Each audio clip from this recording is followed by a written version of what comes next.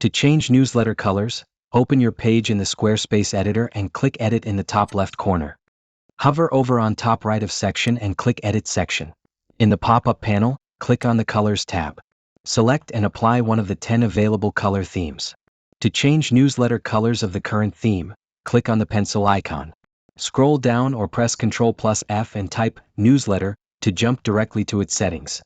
Click on the color circle next to the tweak you want to change. In the pop-up box, select Custom instead of Palette. Move the sliders to choose a specific suitable color. Alternatively, from the drop-down menu on the bottom left of the box, select Hex instead of RGB or HSL. Paste your desired hex code into the input slot. To apply color, click the mouse on empty space at top of Settings. Click Save in the top left corner when finished.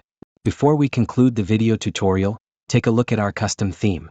Get professional WCAG-Passed Squarespace colors for every block, completely free on our website.